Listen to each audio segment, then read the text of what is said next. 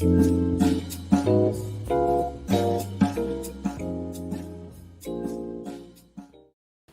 right, here we are, Wednesday at 8 o'clock. A little bit different title sequence, not too different, but yeah, it worked. It worked. All right, we have Tim CV, Visolutions, San Diego State. Hello.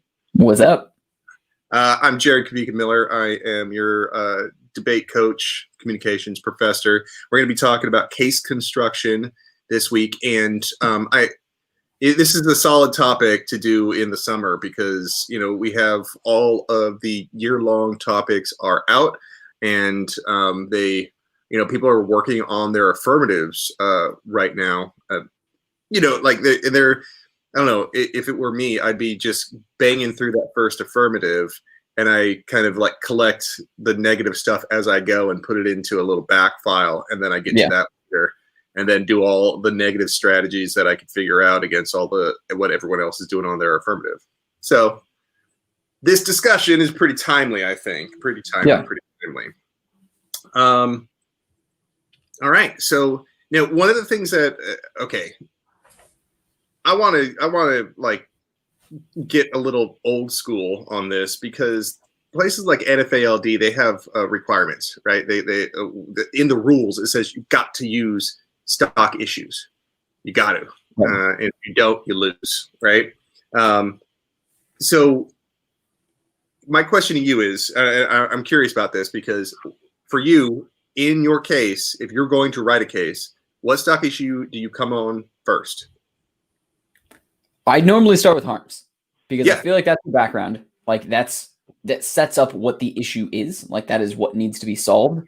And while you are, I mean, even in policy, you are also beholden to your stock issues. I think some of the things that we've talked about recently, like inherency and even significance, are rarely mentioned ever.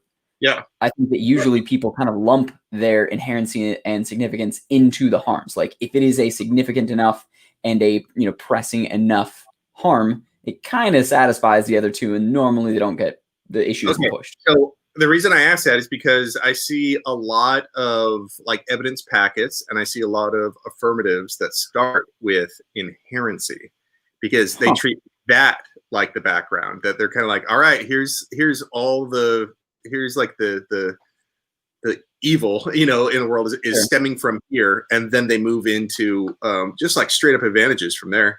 They just do inherency plan, and then, Yeah, like harms throughout, I've never found quite as compelling, because it almost seems like I don't know, I feel like when you're making a compelling argument, if you just set up like, and here's a really bad thing, but here's how we overcome it almost immediately, I don't feel like there's enough time often for just the persuasive nature of this is a harm to sink in. Like this is a bad thing and we have to solve it. It doesn't typically sink in if you just, are instantly giving now a solvency argument of how your case, gets through it.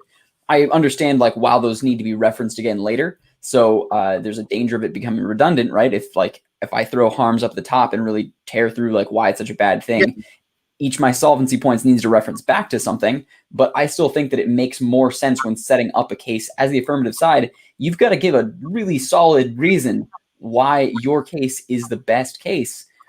And I think that really merits you setting up why there's a major issue first. And I don't know if inherency necessarily gets deep enough on that. Or like maybe, I don't know, you could lump the two together.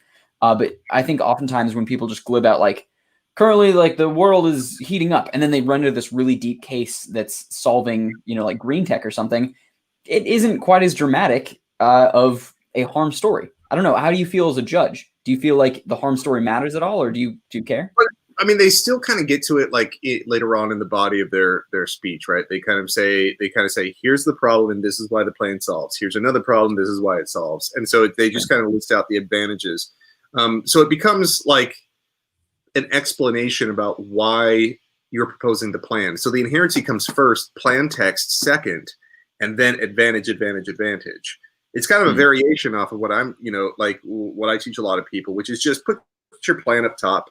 You know what I mean? And then we'll do a bunch of advantages. And I do that not necessarily because it's the best way to deliver a speech. I think it's a good way to research as a team is what it is. You know what I mean? It's like, and so it makes it easy to share plan texts, and people can kind come up with their own advantage stories, or share advantage stories as well. But I think inherency would be okay right up front. It works. It's a little bit shady, but we would intentionally, like my partner and I would always run our plain text after a fairly significant, like, top of case definitions, harms, and even like sometimes it was harms and background. Like we would kind of stack that in there so that we got the plan out and then you're straight into. So we would actually have solvency as a unique chunk. I know that more frequently now it's like advantages and harms and solvency are lumped into your advantages. We would have that as usually a separate section so that it had to be addressed. And our advantages, candidly, were not like as dense. I know that that's no longer popular, but part of it was like a little bit strategic just to get the plan out later, so there was less time for them to write out counterplans or write out, T's or whatever. But I never got any ballots back saying like that was the wrong way to do it necessarily. I just think that currently advantages have become almost too dense. Like I always was taught that advantages are functionally icing on the cake. You're not meeting any stock issues with an advantage. An advantage should be something that is like an entirely separate entity in addition to your solvency, was how I was initially taught.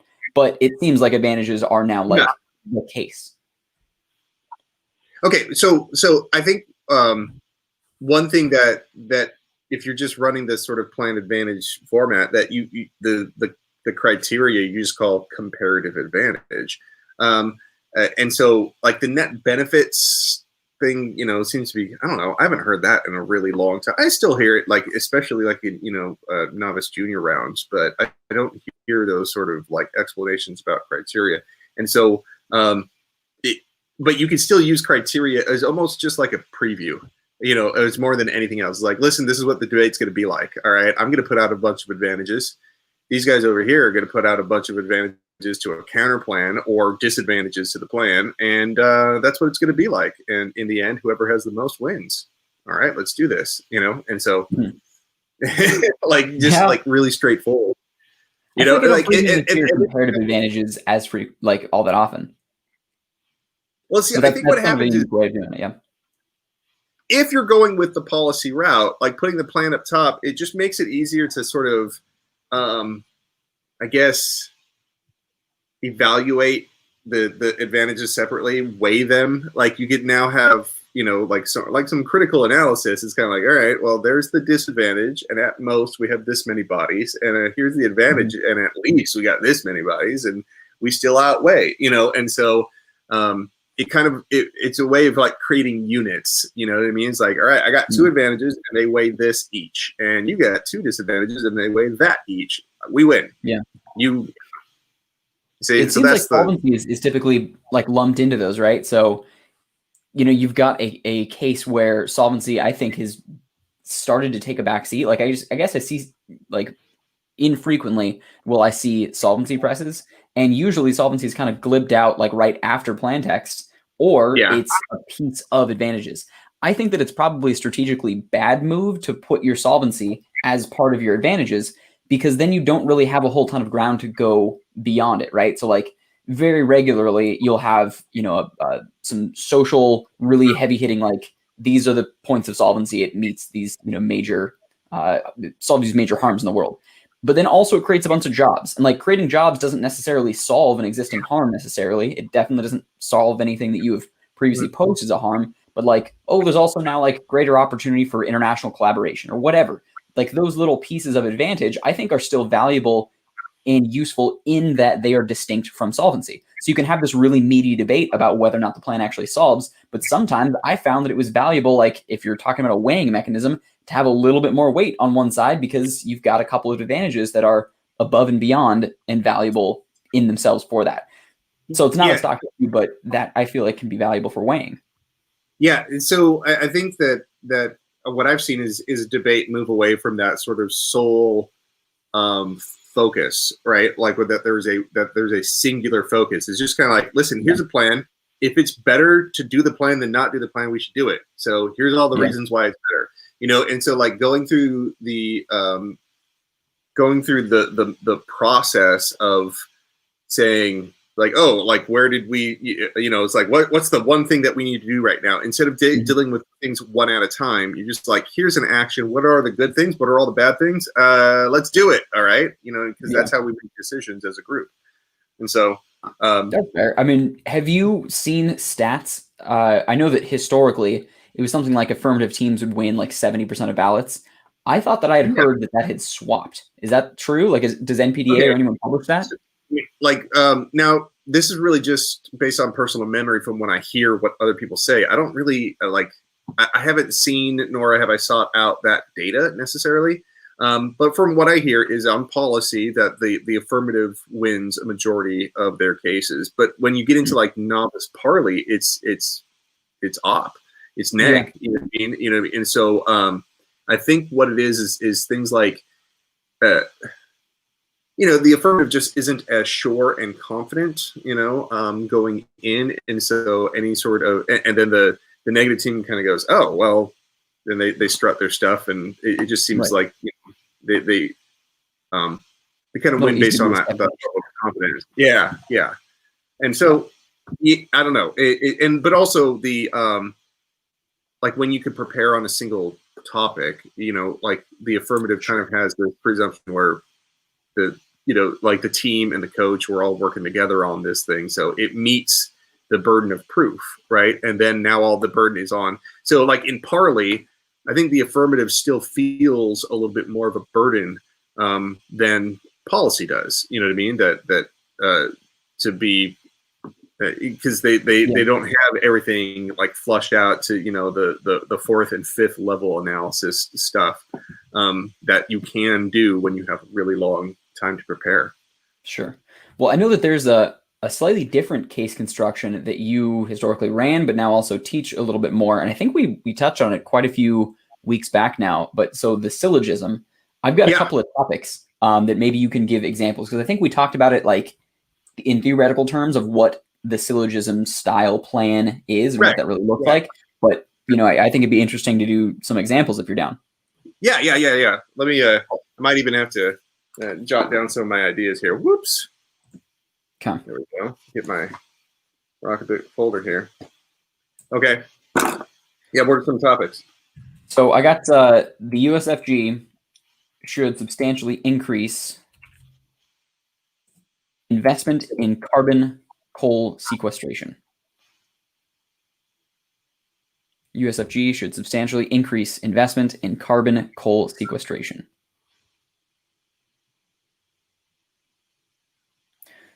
So I think common topics on this are people, if you needed like a second to prepare, or you want to just prep it live? Yeah, no. I'd love to hear a little bit more information about carbon coal sequestration in order to help that out. So in this particular resolution, right, it's all caps, like carbon coal sequestration is a proper noun. It's a policy, or it's a current like scientifically theoretical venture. So I think it's being tested, it's being used here and there, but it's more of just like everyone is attacking it from different avenues. So like you can immediately just Google various policies that are doing that. Things like clean coal are one solution to it, right? Or it's like a kind of coal that can recapture carbon the same way that they theoretically, like people talk about trees. So planting more trees is one mechanism of carbon sequestration. The carbon coal sequestration, isn't that like putting a catalytic converter on a chimney or something like that? I mean, isn't that kind of what it is? I thought it was like I understand. No, it's like recapturing carbon. So the common argument, or at least like the inherency in this debate, is that there's nothing that we can do as far as emissions regulation. Like even if we drop straight to zero, we're already past the point of no return in carbon emissions. And so it's not enough just to stop all emission. We have to actually roll back the clock by carbon recapture. So as I understand, carbon coal sequestration is a mechanism of carbon recapture, but that also may be just like a mismemory of it. But regardless, I'm interested in what like a case might be organized, right? So like even if the plan were just something like we're going to plant 100 million trees because we've got the cost of planting trees down to something like $1, that whole YouTube project, and it went super well and whatever. We've got open arid land. It's possible, whatever. So you set up the mechanism that we have the capability to plant more trees. All we need is just dollars, reallocate dollars to that, and then maybe, I don't know, set aside some lands that are currently not farmed and say that they can never be farmed and it will not be forests. So replanting forests is the policy. I think that's maybe an easy direction that one can go with. And what does that look like, right? So like the obvious advantages are some of the environmental ones, but then you also start talking about like the decrease in factory farms that could otherwise go in that space, improvement in like wildlife habitats. So it's more than just trees that are being, that are lives being improved, decrease in asthma and respiratory issues that come from carbon dioxide in the atmosphere or from greenhouse gases and from pollution because trees recapture, et cetera. So those are, what I've heard, like the common advantages of something like that. So it's pretty simple. This one already has like plan text as, the thing. So sometimes you have something that's a little bit more vague and you need to define it with a plan text, but this one's fairly specific. And like, I don't really need a specific mandate in order to do the example here. I would get a sort of detailed mandate about what I mean by carbon sequestration. But I think that's really not the point of this. And so what this would sound like is that you start with a major premise, something, and the goal is that this is so fundamentally true that there is no argument against it, right? And so you phrase it in a way that is just, it's almost tautological sounding.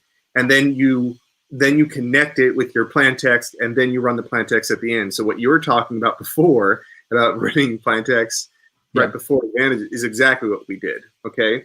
So on this topic, if I were to spit one out, this one's kind of generic, all right? I would also probably put a little bit of work in kind of doing some custom work on it, but this is kind of like a template one that I used to follow. It said, the federal government should act in environmentally responsible ways.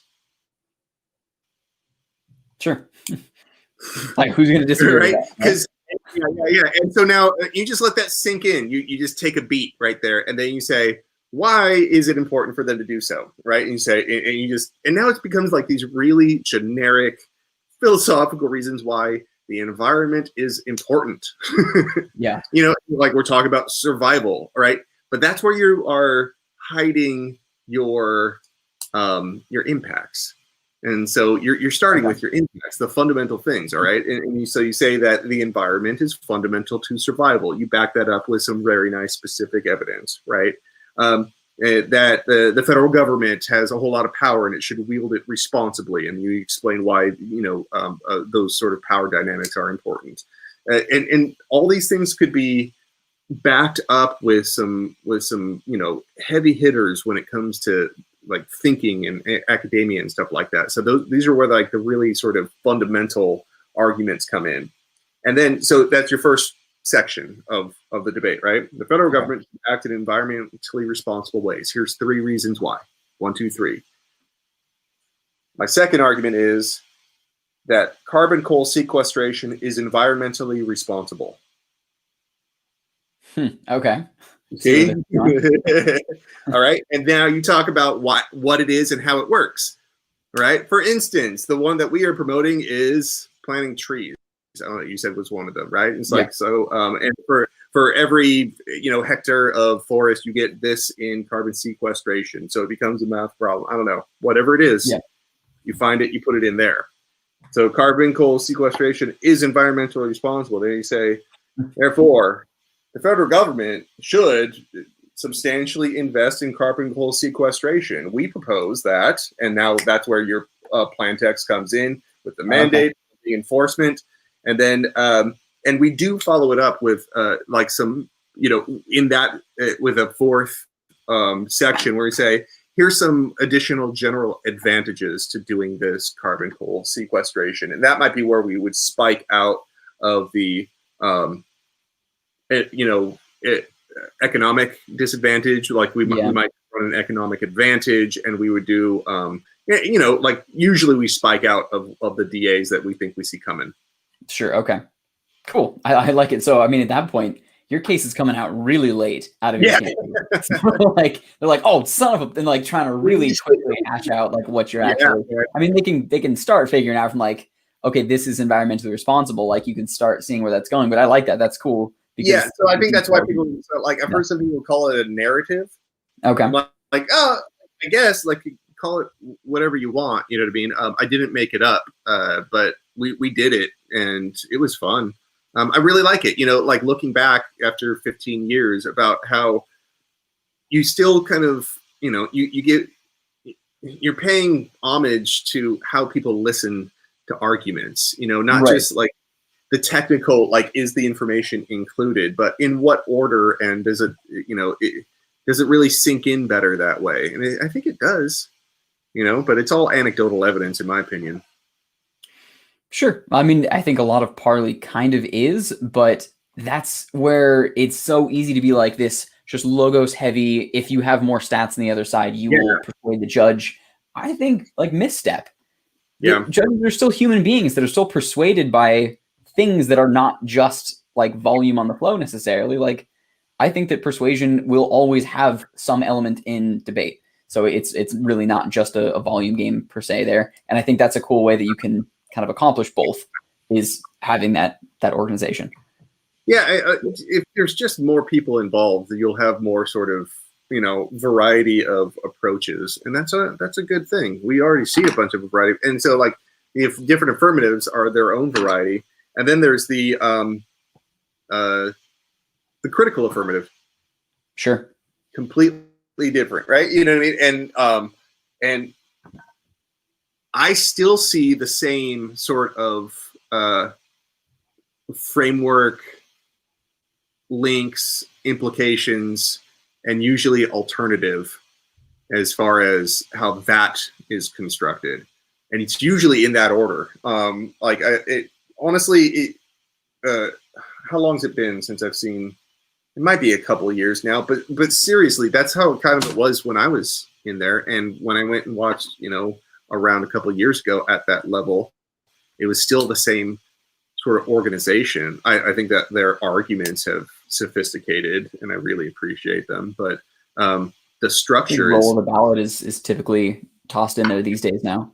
But it's still the same piece where it's like, all right, your ballot is now an advocacy for something rather than just, you know, which side won. But I'll be honest. I mean, I suppose that's more of just a performative choice if you wanted to go that route with your critical analysis. So what about? I'm interested, if it's okay, we go back to just the syllogism for a second. How would that work on something that's not so straightforward of just like, here's the policy, like when the Reds gives you the policy? Not that we have to hash a whole thing out, but I think oftentimes you get like either or type resolutions, right? When in conflict, these things should be, or this should be prioritized or something, because that assumes that something else is not as big of a priority. Yeah. So it's actually really easy, because that becomes the conditional system, syllogism. It's like either this or that.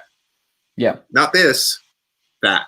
All right. Yeah. And so that really helps organize for those, you know, for the this or that type of topics. And so like the classics are still, I think, applicable. Like, but it really is, you can see that it's still the same thing, because when I get to like carbon coal sequestration, like the second part, right? It's like I'm still talking about the harms. It's kind of like, why do we need carbon coal sequestration? Because climate change is doing this and that. We need to be like, a responsible action is anything that takes the carbon out of the air. You know what I mean? And so, so it's still going in that sort of, you know, harms, inherency, solvency sort of approach. All right. It's just that they're kind of mashed in together. It starts off with like the impacts. And so, when people, and we were always pointing to that argument, because as soon as you grant it, like technically we win. You know, if you're only going straight up with logic, right? Like, well, I mean, we win, right? Which isn't true. And usually, if you lost, it's because you wrote a bad syllogism. You know what I mean? That it wasn't as tight as you thought. That's what it was, right? But there are times where people just don't hear it. No matter how good your affirmative is structured, sometimes people just can't hear it. They just, I don't know. You know, they don't see the connections. Yeah. I'm wondering if online debate, just as it's kind of becoming a more common, topic of conversation, as we're looking at this upcoming semester being at least that amount of time being online, if the new format of online debate is going to do much to impact case structure. Because it doesn't matter like how late in your case you get your plan out, when, especially in an asynchronous debate, when you've got all the time in the world for someone to pick through different pieces. I would hope that would really dissuade people from just going through like this is the way I was taught because that's what a debate case sounds like structure, that normally has to be done because like you only have 15 minutes to do this. So it's kind of like run through your standard operating procedures and that's how you turn out a case. Now you have a lot of time to really craft some of these things, including negatives, and it's not read in real time if you're talking asynchronous, or it's not heard in real time. Mm-hmm. And so you can assume that all of your words are going to be, and all of your arguments are going to be much more, I don't know, they'll be more scrutinized, right, in a detailed way. That I would hope drives people to come up with more creative case construction. Yeah, but I also think like if you're just doing strategic, it might be best not to have a whole bunch of content. Because right now, the synchronous debate, like you're trying to overwhelm your opponent. Like maybe like more material means that you just give them more targets, and so yeah, it's totally possible. I think I would, I don't know, this might be like the old man in me talking, but I would love to see somebody like respond to this rapid fire affirmative with like half the word count. That would be awesome. I really think that's doable. I think like, especially when you have time to wordsmith things down and like actually polish your language, word economy is going to become even more impressive. Well, I guess maybe actually less impressive because you have the time to do it, but I think it will be even more polished than we've ever seen in a limited prep round. And I'm hoping I think that would be cool if that stuck. But I think some of the issue also comes down to limitations of speed on synchronous video debates. So when you're doing synchronous debates online, there are still real limits to how fast you can get through something. I mean, just internet connection alone, like you're relying on other parties to be able to get everything down. And Zoom or many other software tools don't allow for multiple users to have audio input at the same time and coming out of them. Like it doesn't work that way. So even if someone is maintaining a consistent volume and pace and it's too quick, people calling clear are not going to get through to them. So I think there exists now like at least something of a speed limit just because of the software involved. So I think that would probably lend itself even in limited preparation type, so like Parley, but online and synchronous, I would imagine is probably going to be impacted in that way as well. Like the few rounds that I saw that were synchronous Parley did seem that way. I even watched a couple LD rounds that they just had to tone it all down. Okay. Yeah, I watched a policy debate recently on one of the alliance topics for college, and now I'm not incredibly fast, but usually I could follow a policy debate. Not every single sub point, but enough to like follow the story. And just the little bit of distortion, just a little bit of fuzziness around their voice made it really hard for me because I was barely holding on before, and now it really is getting hard for me to just to make out the different words. Not even so I don't know it. I don't know how they were able to do it. I don't know if they just because also I might have had access to the files a little bit more, and they only need a couple of markers here or there to kind of follow along if they have the evidence in front of them, which I didn't have. Yeah, debate drop has kind of changed the game there, where it almost doesn't matter like how well you get the words out at all. It's just if you can. I mean, you can even have mumble through it, and if your judge is similarly also on the debate drop, like. They don't. I've found that they don't particularly even care if it was all glipped out clearly because they've got the evidence in front of them. Like it was still written by the student. Now that's just the goal to like, say every word on the page semi-intelligibly. So I think that's going to be tricky. That's going to be a tricky thing to navigate for particularly policy. I'm interested to see how that goes. I'm toying with the idea of actually like, what if there's a debate tournament that had a word count limit, and therefore you can deliver it however you want. Because that would have to happen for an asynchronous tournament, right? Because you have to have the time to prepare the action and count up the words between each of the speeches, and that takes a bit of time. But like, they would actually write a script and then deliver it. I think that's, I just like that idea, you know. And then the time doesn't matter. Like how long it takes for them to deliver it doesn't matter. And then you could really get some sort of like really great delivery on that first, especially that first affirmative. I think it would be cool if more events came back that were essay debates. Like I've seen a couple of those. Like there exist some, you can call them tournaments, and they are asynchronous, but that are essay debates. I did one in high school that like this New York company put on. It was pretty cool. I think that would be an interesting thing to bring back, because then it's not at all about performance. Like it's no longer really the speech and debate thing, but it is still just, it is case construction versus case construction. Like how well can you write your way through an argument? I think that's a really valuable skill too, that sometimes is gained. I mean, it's frequently gained through debate, but is sometimes a little bit lost when performance becomes the overwhelming element. There'd be an awesome collaboration there, because you could have, you know, an evaluation period for just the written part and an evaluation period for the performed part, and you can compare those results. That would be fascinating. That'd be fascinating. I think that's the pattern that needs to happen. Yeah, no, I mean, I think there's so many possibilities that open up, because we're looking at all of the online options that add just a lot of variety and maybe even participation in communication events. Yeah. All right. Cool. Well, hey, everybody, that is our time. All right. Join us next week where we talk about something else. Okay. If anybody wants or to suggest anything, you know how to post it on our YouTube channel or on our Facebook. Okay. All right, everybody. So it is Tim Seavey from Visolutions in San Diego State. I am Jared Kubika Miller from your coach, and I'm finding my brand here. There we go. Debate coach and communications professor. Okay, we'll see you then. We hope to match your